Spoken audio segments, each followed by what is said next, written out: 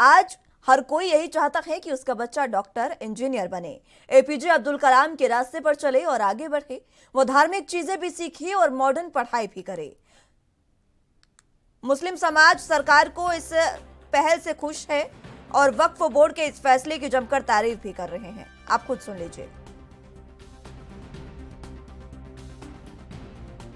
सरकार जो है ड्रेस कोड ला रही है बच्चों के लिए, मदरसों में पढ़ने के लिए एनसीईआरटी की किताब ला रही है, कैसा लग रहा है? ये तो खैर बहुत अच्छा लग रहा है और इससे समझो एक तरह से सहायता भी है। और ड्रेस कोड लागू ही है मदरसों में होने जा रही है और एनसीईआरटी की किताबें ये जो आपने किया है सरकार ने, तो बहुत खुशी हुई और जो है बहुत अच्छा काम किया।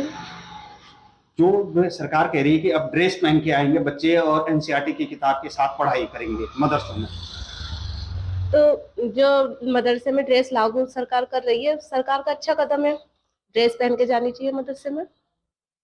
ड्रेस कोड एनसीईआरटी की किताब लागू करने की बात करी है मदरसों में। हाँ, तो आप क्या कहेंगे? बहुत अच्छा कदम। और सरकार अगर मदरसों के अंदर ड्रेस कोड लागू करना चाहती है तो सरकार का वेलकम है और ये बहुत अच्छा काम है। हम चाहते हैं कि हमारे यहाँ भी बच्चे जो है, अब हम हर मदरसों में दीनी तालीम के साथ साथ दुनियावी तालीम भी है, इंग्लिश भी है, हिंदी भी है, सब कुछ पढ़ाया जा रहा है। बच्चा मस्जिद में आए या मदरसे में आए या स्कूल में आए, साफ सुथरा सुबह सुबह नहा धो के और ड्रेस पहन के आए। तो उत्तराखंड में वक्फ बोर्ड के तहत आने वाले मदरसों में अगले शिक्षा सत्र से एनसीईआरटी पाठ्यक्रम और ड्रेस कोड लागू किया जाएगा। वक्फ बोर्ड के अध्यक्ष शादाब शम्स ने कहा कि शुरुआत में 7 मदरसों को मॉडर्न स्कूल की तर्ज पर चलाया जाएगा।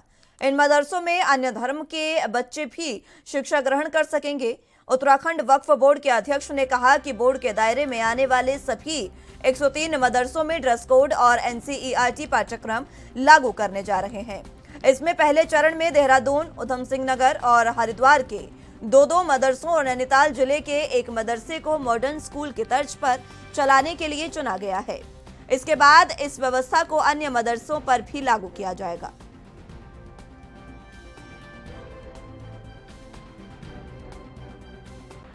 मदरसे जो वक्फ बोर्ड के 103 मदरसे हैं उसमें पूरी तरह से इंप्लीमेंट करेंगे। ये हम क्योंकि एग्जाम्पल के तौर पे इन्हें वक्फ बोर्ड खुद चला के दिखाएगा, फिर बाद में जो कमेटियां होंगी वो अपने हिसाब से चलाएंगे। हम तो एक एग्जाम्पल सेट करना चाह रहे हैं और मुझे उम्मीद है कि उत्तराखंड के सारे मदरसे फिर इसी तर्ज पे आगे चलेंगे, क्योंकि मेरे युवा मुख्यमंत्री ने कहा है, मेरे मंत्री ने कहा है कि शादाब शम्स को बोल्ड स्टेप लेते हुए घबराने की या डरने की आवश्यकता नहीं है। पूरी सरकार पूरी ताकत के साथ शादाब शम्स के साथ खड़ी है, वक्फ बोर्ड के साथ खड़ी है। और मैं ये कह सकता हूं, इतनी बढ़िया टीम वक्फ बोर्ड में हमें मिली है।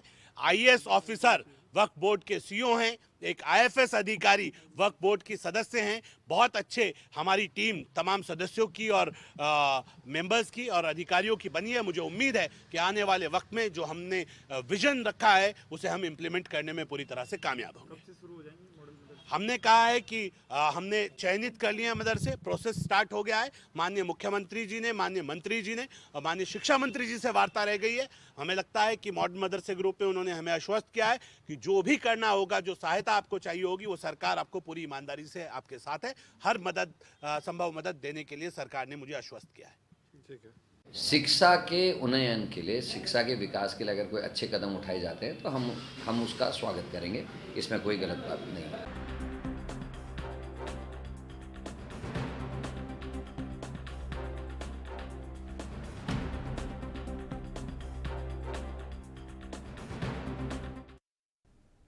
तो इसी पर अब चर्चा की शुरुआत कर लेते हैं। तमाम गेस्ट हमारे साथ मौजूद हैं, उनका तारुफ एक बार फिर से आपसे करवा देते हैं। हनी पाठक जी प्रवक्ता बीजेपी से हमारे साथ मौजूद हैं, ललित जोशी जी नेता कांग्रेस से हमारे साथ मौजूद हैं और जितेंद्र अंतवाल जी वरिष्ठ पत्रकार के रूप में हमारे साथ मौजूद हैं। एक बार फिर से आप सभी का बहुत स्वागत है। हनी पाठक जी, सबसे पहले शुरुआत आप ही से करना चाहूंगी, क्योंकि ये एक नया निर्णय लिया गया है और एनसीईआरटी का जो पाठ्यक्रम है वो जब मदरसों में लागू होगा तो वाकई ये एक अहम फैसला हो सकता है कि हर वर्ग को जो आज की मॉडर्न शिक्षा है उससे वाकिफ करवाया जा सके। बिल्कुल सही बात है मुस्कान जी। पहले तो मैं इस बात का जवाब आपके 2 सेकंड के बाद देती हूँ। जोशी जी ने इससे पहले कई आरोप लगाए हैं, उसका जवाब मैं देती हूँ। इन्होंने बिना ऑथेंटिसिटी के, बिना नाम उठाए यहाँ पे आपके चैनल पर उल्टी सीधी बातें करी हैं। मैं उसका खंडन करती हूँ, क्योंकि इन्होंने नाम नहीं बताए, हवाई तीर चलाए हैं। तो वो बातें गलत है। मैं आपके चैनल के माध्यम से जनता को बताना चाहती हूँ, क्योंकि जब इन आरोप लगाने वाला नाम नहीं बताता है तो इसका मतलब वो हवा में तीर चला रहा है। दूसरी बात ये कहूंगी, अंकिता मर्डर केस के लिए पूरी जनता दुखी है। बार बार लड़कियों पर रोटी सेकना बंद कर दी है। और अब मैं मदरसों पर आती हूँ कि मदरसे की बात जो आप कर रहे हैं कि मुस्कान जी, देखिए एक बहुत ही अच्छा फैसला है ये। सभी बच्चे एक ही यूनिफॉर्म, एक ही किताब, इंग्लिश, हिंदी, मैथ, साइंस, जो मेरी बेटी स्कूल में पढ़ती है वो सभी बच्चे पढ़ेंगे। जो आपके बच्चे अगर शादी हुई है तो वो पढ़ते हैं, वो और मुस्लिम समुदाय के बच्चे भी पढ़ेंगे। तो एनसीईआरटी का सिलेबस एक ही, मिड डे मील एक ही, शिक्षा एक ही, ड्रेस एक ही, स्कूल का यूनिफॉर्म, मतलब एक अलग ही स्वरूप देखने को मिलेगा। और जो मानसिकता लोगों के मन में रहती थी ना कि मदरसों में इस प्रकार की नहीं, इस प्रकार की शिक्षा दी जाती है, वो सोच बदलेगी। क्योंकि देखिए धर्म और समुदाय एक ऐसी चीज है कि लोग ना अपनी अपनी कल्पना लेकर बैठे रहते हैं और मन में एक अलग सा द्वेष भावना ले आते हैं। तो वो परिकल्पना इनकी चेंज होगी इस व्यवस्था से। और ये मानसिक स्थिति जब चेंज होती है ना तो काफी अलग स्वरूप देखने को मिलता है समाज में। तो ये काफी अच्छा फैसला है। मैं सरकार को धन्यवाद देती हूँ। माननीय मुख्यमंत्री पुष्कर सिंह धामी जी ने एक बहुत अच्छा स्टेप उठाया है। और कल हिंदी खबर में मौलाना जी बैठे थे मेरे साथ और शिषपाल बिष्ट जी, कांग्रेस के प्रवक्ता, उन्होंने भी इसका समर्थन दिया था। पता नहीं जोशी जी के मिजाज क्या रहते हैं, मैं उनके मिजाज से वाकिफ नहीं। ललित जोशी जी, किस तरीके से आप देखते हैं सरकार के इस फैसले को? क्योंकि 103 मदरसे ऐसे हैं जो बोर्ड के दायरे में आते हैं, उनको अब उसमें एनसीईआरटी का पाठ्यक्रम भी पढ़ाया जाएगा और ड्रेस कोड भी लागू हो जाएगी। 2 सेकंड में आपकी जवाब देने से पहले मैं हरी जी की बात का उत्तर जरूर दूंगा, क्योंकि सब्जेक्ट जरूर बदला था लेकिन इन्होंने विषय छेड़ा, तो मैं एक बार इनको बता देना चाहता हूँ कि तीरथ सिंह रावत से इनको पूछ के आना चाहिए कि कहाँ 10% चल रहा है, कौन कौन 10% को ले रहा है और कौन कौन उसमें भागीदार है, कौन कौन को वो जो लड्डू जो है वो कौन कौन किसको बट रहे हैं। चलिए ठीक है, पिछले मुद्दे की बात नहीं करेंगे अभी। ठीक है अनिल पाठक जी, ठीक है। भ्रष्टाचार में लिप्त असल में इनको मैडम को बड़ी मिर्ची लगी। अनिल पाठक जी, कंठ तक डूबे भ्रष्टाचार में लिप्त आप हमें मत सिखाइए कहाँ से क्या पूछकर आना चाहिए। आप हरीश रावत जी से पूछकर आइए। ठीक है, चलिए इस मुद्दे को खत्म करते हैं। ललित जोशी जी मदरसों पर अपनी राय रखें। ठीक है अनिल पाठक जी, रिक्वेस्ट है मेरी आपसे, उनकी बात सुन लीजिए। आप बीच बीच में मत बोलिए। आप भी तो ये कहते हैं कि बीच बीच में मत बोलिए। ठीक है, आखंड डूबे हुए। अब देखिए मदरसों की जहाँ तक बात है, हेलो जी बात करते हैं। हेलो जी जोशी जी अपनी बात रखें। ये देखिए जहाँ तक मदरसों की बात है, मैं एक चीज का जरूर स्वागत करूंगा। कोई भी सरकार आए, हमारे यहाँ माइनॉरिटीज को, उनके हक हकूक को, उनको प्रिजर्व कर करके रखना, ये उनकी धार्मिक जो व्यवस्थाएं हैं, मान्यताएं हैं, अगर वो लीगलिटी के दायरे में आ रही हैं तो उनको दुरुस्त कर करके रखना। और जिस तरह की एक पूरे दुनिया के अंदर एक एंटी मुस्लिम कॉन्सेप्ट चल रहा है और कई देश ऐसे हैं जहां पर हम ये समझते हैं कि हमको पाकिस्तान से नहीं सीखना चाहिए, हमको सीखना चाहिए उन मुल्कों से जो मुस्लिम रहने के साथ साथ अपने हाथ में, एक हाथ में कुरान और एक हाथ में लैपटॉप लेकर करके विश्व में अपना परिदृश्य जमा चुके हैं। मैं आपको एक छोटा सा उदाहरण दुबई का दूंगा। लोगों के दिमाग में बड़ी गलतफहमी कि दुबई में बहुत तेल था इसलिए वह बहुत अमीर है। नहीं, दुबई सिर्फ 1% कमाता है अपनी, आप देख लीजिए जीडीपी का 1% कमाता है सिर्फ, बाकी वो अपने पर्यटन से कमाता है। मेरा कहने का मतलब है कि देखिए बदलाव तो जरूरी है। अगर सरकार ने कोई भी ऐसा कदम उठाया है जिससे शिक्षा का स्तर सुधरता है, हमारे यहाँ जो अकलियत हैं उनके बच्चों की लाइफ सुधरती है, उनकी मानसिकता में बदलाव आता है, तो ये बहुत अच्छा कदम है। इस कदम को मैं कभी गलत नहीं कहूंगा। बशर्ते दूसरी तरफ मैं एक बात और भी कहूंगा कि भाजपा के जो नेता हैं वो किस तरीके से बार बार हर एक बात में मुस्लिम एंगल ला कर करके, हर गलत हो, सही हो, झूठ हो, उसमें मुस्लिम एंगल ला कर करके। देखिए आज की जो हत्याकांड हुआ आफ्ताब वाला, कोई भी जिसका दिमाग दुरुस्त होगा, कोई भी व्यक्ति उस कांड को, उस दर्दनाक, उस दुर्दांत कांड को किसी भी तरीके से बचाव नहीं कर सकता। उस व्यक्ति को फांसी होनी चाहिए।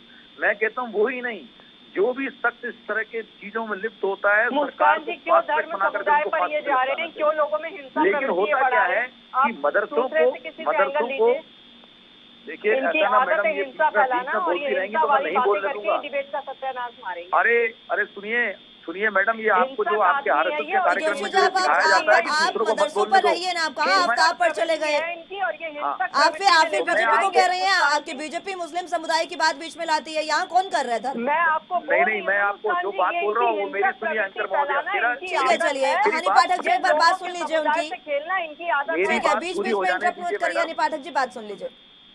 ऐसा है, मेरा कहने का ये मतलब है कि एक माहौल देश के अगर ये अंदर बनाया समुदाय को जाना इंगित चाहिए, करेंगे जहाँ पर अगर तो हम मैं जहाँ पर इंटरप्ट अगर हम करूंगी, किसी क्योंकि ये समुदाय धर्म को को लेके साथ बीच लेकर में के आकर चलते लोगों हैं, में मैडम इनका ऑडियो डाउन कर लीजिए, नहीं तो ये आपके डिबेट कहने से से मेरा ऑडियो मैं इन्हें नहीं बोलने दूंगा मैडम। ठीक है हनी पाठक जी, ठीक है। आप लोगों में हिंसा की भावना अरे इतना बढ़ाएंगे तो मैं आपको चिल्ला बोलने मैडम, नहीं दूंगी। घर से लड़के आई हैं क्या? उठा रही है सरकार, तो आप अगर अरे घर से उनकी लड़के बात आई हैं सुन तो मैडम। लीजिए हनी पाठक जी, वो कहना क्या चाह रहे हैं? बीच बीच में सुनेंगी नहीं आप तो फिर जवाब क्या देंगे? एक बार सुन तो लीजिए वो इनको कहना माइक क्या दे चाह दीजिए, रहे हैं। भाषण का बड़ा शौक है ना, माइक दे दीजिए मैडम, वहाँ आप माइक ले लीजिए, ठीक भाषण है, देते रहिए। व्यक्तिगत टिप्पणी मत करिए जोशी साहब, तो आप रिक्वेस्ट है मेरी बोलने आपसे। तो दीजिए बीच ठीक में। है, हाँ बिल्कुल क्या आप बोलिए, व्यक्तिगत अपनी होता है बात मैडम? बोलने रखिए। नहीं दे रही बीच में। ठीक है, वो सुन रही है, अपनी बात रखें आप। मैं मेरा कहने का मतलब है देश के अंदर एक माहौल ऐसा बनना चाहिए जहाँ पर हर समुदाय के अंदर हार्मनी होनी चाहिए, ये मेरा कहने का मतलब है। आपको इस बात का भी ध्यान रखना चाहिए कि इन्हीं के जो एक नेता थे पूरे चुनाव में, मैं किसी एक को अंगित करके नहीं कह रहा, सरकार को इन सब चीजों से बचना चाहिए जहां पर हमारे हिंदुस्तान के रहने वाले हर एक शख्स के दिमाग में अपने के लिए एक महफूज जगह होनी चाहिए। इस तरह से कपिल शर्मा बयानबाजी करते इन्हीं के नेता है ना दिल्ली में, उस तरह से पूरे देश का माहौल खराब होता है जिससे कपिल मिश्रा वो पूरे देश का माहौल खराब करते हैं। तो मैं कह रहा हूँ इन सब चीजों से बचना चाहिए। वहाँ 3 साधुओं की हत्या होती है, आप देखेंगे वहाँ बहुत पहले महाराष्ट्र में हुई, नांदेड़ में, उन सब चीजों को यही भाजपा वाले तो जोड़ते हैं। जरा मुझे प्लीज क्लियर मैं इस बात का स्वागत करता हूँ कि मदरसों की शिक्षा होनी चाहिए। प्रवचन देने यहाँ पे कोई साधु समागम हो रहा है क्या? यही आए क्या डिबेट में अकेले बोलने के लिए? हाँ ठीक है हनी पाठक जी, अब आप व्यक्तिगत टिप्पणी कर रही हैं। व्यक्तिगत अगर आप टिप्पणी करते रहेंगे तो डिबेट नहीं होगी ना फिर। बस हो गया, ठीक है। किस तरफ ये मुद्दा लेके जा रहे हैं और आप इन्हें ये आप मुझे मत बताइए ना कि मैं किस तरफ ये मुद्दा लेकर जा रहे हैं और मैं कितना किससे कमेंट लूं। आप उनकी बात पूरी नहीं होने दे रही है, बीच बीच में आप उनको इंटरप्ट कर रही है, कैसे मैं समय ना दूं उन्हें? ये मुद्दा किधर लेके जा रहे हैं? मुद्दा ये लेके किधर जा रहे हैं? मैडम असल में क्या है ना, इन बेचारी को मेरे ख्याल से कहीं पर भी इससे पहले डिबेट में बोलने का मौका नहीं मिला। कभी मेरे ख्याल से बेचारे आप होंगे, मुझे आप पर तरफ आ रहा है। घंटे तक सुबह भ्रष्टाचार में लिप्त आपकी पूरी सरकार रही है ना, तो बेचारे आप दोनों इस तरीके से यहाँ बैठकर लड़ रहे हैं, ऐसा लग रहा है जैसे व्यक्तिगत कोई लड़ाई है आपकी और सारा गुस्सा यहीं पर आप निकाल रहे हैं। ठीक है, मैं माफी चाहूंगी ललित जोशी जी। ठीक है जितेंद्र जी, मदरसों को लेकर जिस तरीके से वक्फ बोर्ड ने ये फैसला लिया है, किस तरीके से आप इसे देखते हैं? नहीं, ये फैसला निश्चित तौर पर अगर बच्चों की बेहतरी के लिए कोई कदम उठाती है सरकार तो वो निश्चित तौर पर होना चाहिए, चाहे वो हेलो जी मैं सुन पा रही हूँ, आपको अपनी बात रखें। हाँ, चाहे वो मदरसों के अपग्रेडेशन का सवाल हो, चाहे वो किसी भी धर्म के शैक्षणिक संस्थान, धार्मिक शिक्षा देने वाले संस्थानों का अपग्रेडेशन का सवाल हो, तो वो उसको स्वागत किया जाना चाहिए, उसको राजनीतिक चश्मे से नहीं देखा जाना चाहिए। दुर्भाग्य से स्थिति क्या है कि यहाँ जब भी कोई ऐसा कदम सरकार उठाती है तो वो उसमें राजनीति ज्यादा होने लगती है बनिस्बत उसके जो है उसके स्वागत के बजाय। अब अगर बच्चा धार्मिक शिक्षा के साथ साथ उसका जो है एक ड्रेस में, एक यूनिफॉर्म में अगर आए, स्कूल होता ही इसलिए है, कोई भी शिक्षण संस्थान है वहाँ यूनिफॉर्म इसीलिए होती है कि आप सारे बच्चे चाहे अमीर हो गरीब हो, हर तरह का बच्चा एक समान रूप में दिखाई दे, एक समानता दिखाई दे। तो वो समानता के लिए अगर यूनिफॉर्म की व्यवस्था की जाती है तो वो बहुत स्वागत योग्य है। उनको अगर आधुनिक शिक्षा से जोड़ा जा रहा है तो वो उसका स्वागत किया जाना चाहिए, उस पर किसी धर्म या राजनीति के चश्मे से उसको नहीं देखा जाना चाहिए। ठीक है हनी पाठक जी। देखिए ऐसा जो बात जितेंद्र भाई साहब ने कही है, मैं वही बात आपसे बार बार कह रही हूँ कि इसको राजनीतिक चश्मे से ना देख के देश के एक ऐसे भविष्य के बारे में देखना चाहिए कि एक अच्छा स्टेप है। और जोशी साहब सुन लीजिए उन्हें। भ्रष्टाचार में कैसे महाराष्ट्र की सरकार गिराई, इन्होंने पैसे दे दे करके भ्रष्टाचारियों को सारे आप बताइए कैसे इन्होंने राजस्थान में किया, कैसे इन्होंने जो है ललित जोशी जी आपने अपने प्रदेश अध्यक्ष की बात सुनी क्या? ललित जोशी जी आपने अपने प्रदेश अध्यक्ष की बात सुनी क्या? आपने किया है ना मैडम, आपकी सरकारों ने किया है। सुन लीजिए, आप सवाल नहीं सुनेंगे, आपको मात्र कह दिया गया है ऐसे। पूछता नहीं है, मैं ठीक है, व्यक्तिगत ये जा रहे हैं ना, ठीक है। ये एक नंबर के फ्रस्ट्रेटेड आदमी है, इनको कोई हनी पाठक जी आप सुन लीजिए, रुकिए एक बार। ललित जोशी जी डिबेट से इधर उधर मत जाइए, मुद्दे पर बात करनी है तो बात करिए, अन्यथा रहने दीजिए। निकाल रहे हैं इनको, कोई डिबेट में भी शायद नहीं पूछा तो वो फ्रस्ट्रेशन आती यहाँ पर आकर सरकार पर निकाल रहे हैं, वो फ्रस्ट्रेशन निकल रही है इनकी। ये भाजपा के सरकार के, ठीक है, मैं आप दोनों से रिक्वेस्ट कर रही हूँ, व्यक्तिगत मत जाइए किसी पर भी, दोनों से रिक्वेस्ट कर रही हूँ। तो ये अभी आप मुझे मुस्कान जी मैं उनको भी कह रही हूँ, मैं उनको भी कह रही हूँ हनी पाठक जी, मैं उनको भी कह रही हूँ किसी पर भी व्यक्तिगत मत जाइए, मुद्दे पर रहकर बात करेंगे ज्यादा बेहतर होगा। ये डिबेट का मुद्दा खुद घुमा रहे हैं, ठीक है, अब ये मुद्दा घुमाए ना तो मैं बता रही हूँ, रोहित जोशी रेप मामले में कांग्रेस की मुश्किल क्यों बढ़ती जा रही है जोशी जी, क्यों बढ़ती जा रही है जरा बताइए। जलाशय मंत्री महोदय और जनता ने और पार्टी के विधायक, तुम्हें 55 साल क्यों नहीं चुना? पार्टी की विधायक दिव्या मदेरणा उतर आई है। आप दोनों एक काम करिए, हनी पाठक जी, ललित जोशी जी, आप दोनों डिबेट कर लीजिए, बाकी और कोई तो है नहीं यहाँ पर। आपको अपने व्यक्तिगत मुद्दे यहाँ सुलझाने हैं क्या? आप अपने व्यक्तिगत मुद्दे यहाँ पर सुलझाइए, मेरे दोनों से रिक्वेस्ट है। और जगह जगह लेकर जा रहे हैं तो मैं इनको रोहित जोशी रेप मामले के बारे में बता रही हूँ। हाँ तो मत बताइए, मैं उन्हें भी कह रही हूँ ना, इधर उधर मत जाइए। इनको मुद्दा कहाँ है और आप कहाँ से कहाँ लेकर चले गए हैं? इनसे पूछिए क्यों लेके जा रहे हैं, जब लेकर जाएंगे तो सुनेंगे, लेकर जाएंगे। मैं कह रही हूँ ना उन्हें, तो आप तो मत जाइए ना इधर उधर, मैं बात कर रही हूँ उनसे, आप बीच बीच में इंटरप्ट कर रही हैं। तीखे व्यंग अगर मारेंगे तो तीखे जवाब ही सुनेंगे, तीखे व्यंग मारेंगे तो तीखे जवाब ही सुनेंगे। और मुझे जरा हरीश रावत जी से पूछ के बता दे कि काले धन जो जिस विभाग से उन्होंने खाए हैं वो कहाँ दबा कर रखे हैं। पूर्व मुख्यमंत्री के होते रहते उन्होंने ये बयान दिया था। दोनों से मुझे लगता है कि आप अपने व्यक्तिगत मुद्दे सुलझाते रहिए, और मैं रिक्वेस्ट करूंगी आप इन दोनों की ऑडियो डाउन कीजिए। जितेंद्र जी, ये टिप्पणियां तो इसी तरीके से चलती रहेंगी, लेकिन बात मुद्दे की नहीं हो पाएगी। जितने भी मदरसे हैं, एनसीईआरटी के पाठ्यक्रम अगर वहां पर पढ़ाए जा रहे हैं तो बात सीधी सी ये है कि बच्चों में काफी अच्छा ये कहा जा सकता है कि एक जो शिक्षा को लेकर सुधार जो है वो होगा। इस सुधार को अगर ये कहा गया है कि किया जाएगा, लेकिन जब तक उस पर पूरे तरीके से अमल नहीं होगा तो आखिर किस तरीके से होगा? क्या क्या चुनौतियां आप देखते हैं सरकार के सामने इस पूरे मसले को अमल करने के लिए? सरकार के सामने किस तरह की चुनौतियां होंगी वो आप यहाँ डिबेट की स्थिति देखकर ही समझ सकते हैं कि एक तरफ जो है कांग्रेस के प्रवक्ता और दूसरी तरफ से भाजपा के प्रवक्ता कहाँ डिबेट को लेकर जा रहे हैं। इससे अनुमान लगाया जा सकता है कि सरकार के लिए अगर कोई सकारात्मक कदम उठाना चाहे तो कितना चुनौतियां हो सकती हैं। और जहाँ तक शिक्षा का मामला है तो कम से कम इतनी बेसिक समझ दोनों तीनों जितने भी राजनीतिक दल चाहे विपक्ष हो या सत्ता पक्ष हो, उनकी जो बननी चाहिए कि कोई भी बेहतरी के अगर कदम उठाया जा रहा है तो वो उस पर जो है सभी सहमत हो, एक मत हो तो ज्यादा बेहतर है। खासकर जो भविष्य को लेकर है, बच्चों के भविष्य को लेकर है। एनसीईआरटी का पाठ्यक्रम इस समय आप देख रहे होंगे, पूरी दुनिया किस तरह से बदल रही है, किस तरह से जो है आधुनिकता की तरफ सारा समाज बढ़ रहा है, सारी शिक्षा बढ़ रही है, करियर के क्षेत्र में जो है किस तरह की तब्दीली आ रही है। चाहे आज धार्मिक, हम अगर मैं धर्म के इसमें से बात करें तो हमारे यहीं अगर हिंदुओं की हम बात करते हैं तो हमारे जो पुजारी है वो है किस तरह से अपडेट हो रहे हैं धीरे धीरे। आपके यहाँ भी मतलब मुस्लिम समाज में भी हो रहे हैं, दूसरे समाजों में भी हो रहे हैं।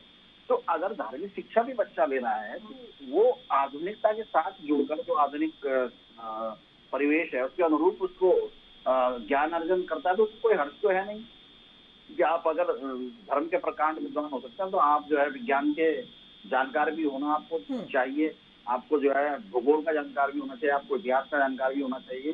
तो जितना ज्ञान तो हम लोग पत्रकार हैं, हम अगर 20-30 साल अगर हमारे पत्रकारिता में हो गए तो, लेकिन हम हर दिन सीख रहे हैं, हर नए आदमी से सीखते हैं।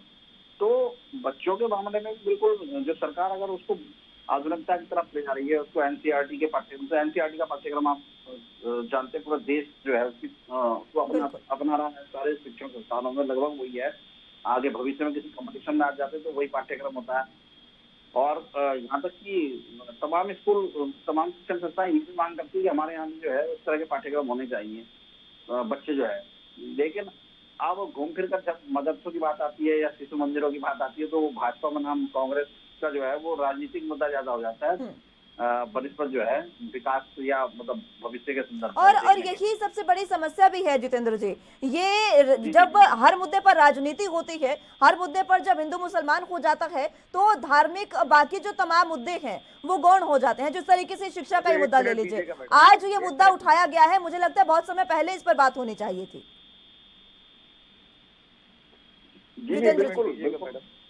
बिल्कुल ये दरअसल हम शिक्षण संस्थान को, किसी भी शिक्षण संस्थान को, चाहे हमारे संस्कृत पाठशालाएं हो, हम उसको धार्मिक क्षेत्र से क्यों देखें, हम उसको एक शिक्षण संस्थान के तौर पर क्यों नहीं देखें। चाहे मदरसे हो, चाहे वो हमारे संस्कृत विद्यालय हो जहाँ कर्मकांड की शिक्षा दी जाती है, तो वो वहाँ भी जो है आधुनिक शिक्षा साथ में क्यों ना दी जाए। उसमें हर्ज क्या है? अगर बच्चा जो है ज्ञानार्जन करेगा, चौतरफा ज्ञानार्जन करेगा, आपकी जो जरूरतें हैं, विश्वव्यापी जरूरत है, उसके अनुरूप अगर ज्ञान अर्जन करेगा तो उसमें हर किसी को दिक्कत क्या होनी चाहिए, ठीक है, क्यों होनी चाहिए। बिल्कुल। हनी पाठक जी और ललित जोशी जी, आप दोनों से मेरी रिक्वेस्ट है, प्लीज एक एक करके बात करिएगा। पाठक साहब,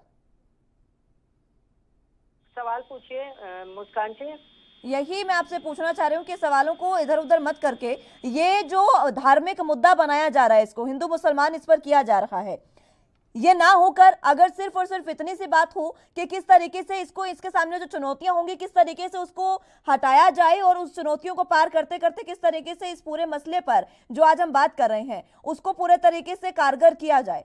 क्या चुनौतियां आप देखती हैं अपने सामने? देखिए, चुनौतियां कुछ भी नहीं आएंगी, क्योंकि मैंने आपको बताया कल मेरे साथ मौलाना जी भी हिंदी खबर की डिबेट में जब जुड़े थे तो उन्होंने किसी भी चैनल का नाम लिए बिना बात करिए प्लीज।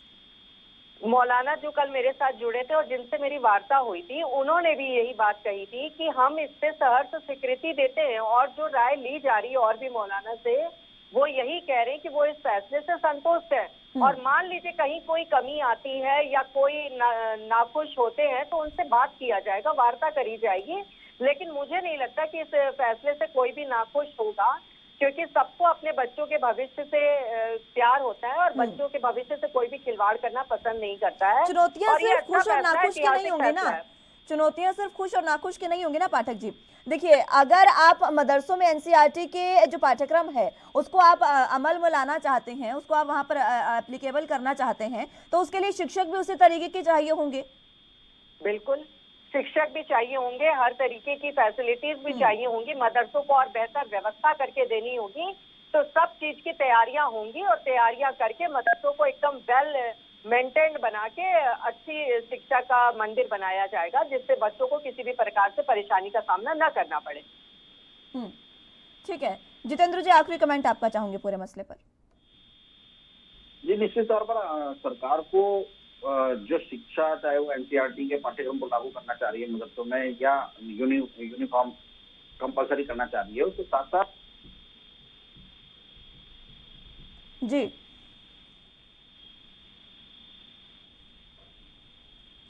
आवाज मिल पा रही है जितेंद्र जी? चलिए, संपर्क उनसे टूट गया है। ललित जी भी हमारे साथ इस समय मौजूद नहीं है डिबेट में। बहुत बहुत शुक्रिया आप सभी का। हनी पाठक जी, आपका भी बहुत शुक्रिया हमारे साथ जुड़ने के लिए और चर्चा हमारे साथ करने के लिए। लेकिन जिस तरीके से ये तालीम से बदलती तस्वीर जो है वो हमारे सामने धामी सरकार रखना चाह रही है, देखना होगा कि चुनौतियों को पार करते हुए किस तरीके से ये जो तस्वीर है प्रदेश की वो बदलेगी और मदरसों में जो ड्रेस कोड और एनसीईआरटी का पाठ्यक्रम जो है वो लागू करने की बात कही गई है वो किस तरीके से अमल में लाया जाता है। फिलहाल के लिए उत्तराखंड के महासंग्राम में मेरे साथ बस इतना ही। तमाम अहम खबरों के लिए आप देखते रहिए ANB न्यूज़। नमस्कार।